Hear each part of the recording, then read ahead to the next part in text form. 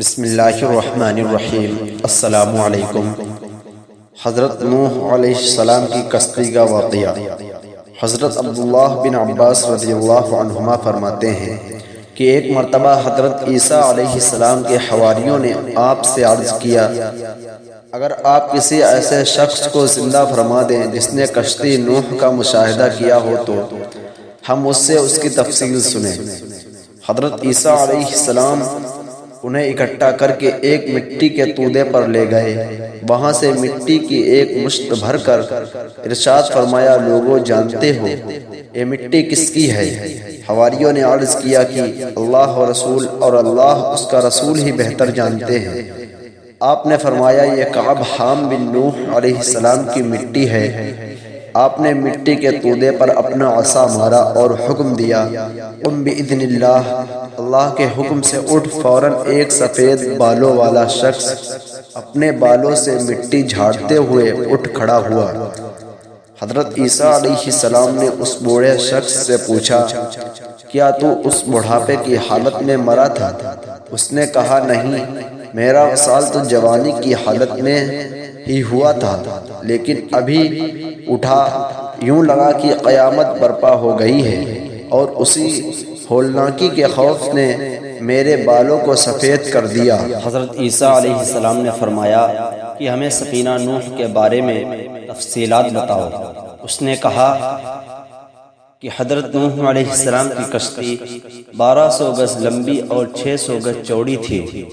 کشتی کے 3 حصے تھے، بالائی حصے پر پرندے، درمیانی حصے میں انسان اور اونچے حصے میں وحشی جانور اور دیگر جانور تھے، اور نچلے حصے میں جانوروں کے گوبر اور لید کافی حد تک جمع ہو گئے۔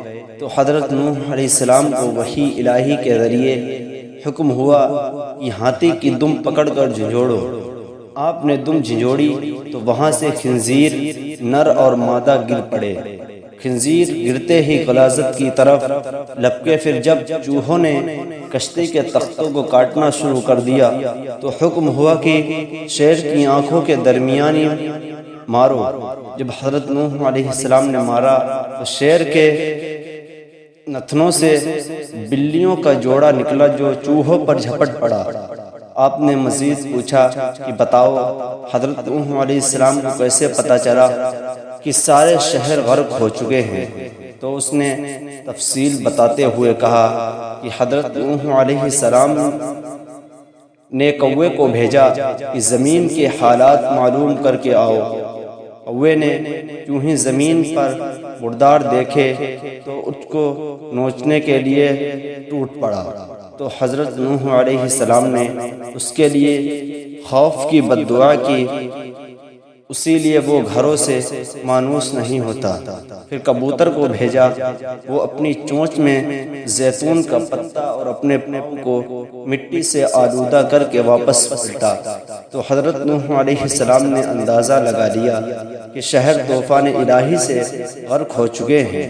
آپ نے کبوتر کے گلے میں سبز شاخوں کا ہار ڈالا اور اس کے لیے انس دامن کی دعا کی، اس وجہ سے کبوتر انسانوں سے مانوس ہو گیا۔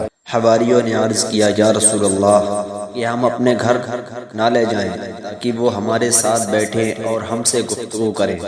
تو آپ نے فرمایا، ایسا ممکن نہیں، کیونکہ اس کا رزق دنیا سے ختم ہو چکا ہے۔ پھر آپ نے اسے حکم فرمایا کہ اللہ کے حکم سے واپس لوٹ جاؤ۔ تو دوبارہ اپنے ٹھکانے کی طرف لوٹ گیا اور مٹی ہو گیا۔ علبہ بن احمر اکرمہ سے حضرت اکرمہ رضی اللہ عنہ حضرت ابن عباس رضی اللہ عنہ سے روایت کرتے ہیں کہ حضرت نوح علیہ السلام کے ساتھ کشتی میں اپنے کنوا سمیت اسی افراد سوار تھے۔ 150 دن کشتی چلتی رہی۔ کشتی کا رخ مکہ مکرمہ کی جانب تھا۔ 40 دن تک کشتی خانہ کعبہ کا طواف کرتی رہی، پھر اسے جودی پہاڑ کی طرف پھیر دیا گیا، وہاں جا کر کشتی ٹھہر گئی۔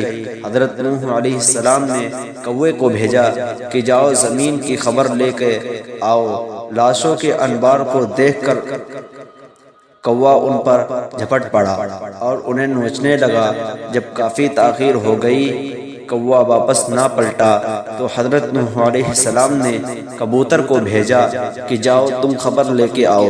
کبوتر نے تعمیل حکم میں جلدی کی، زیتون کا پتا اور پاؤں کو خاک آلود کر کے واپس پلٹا۔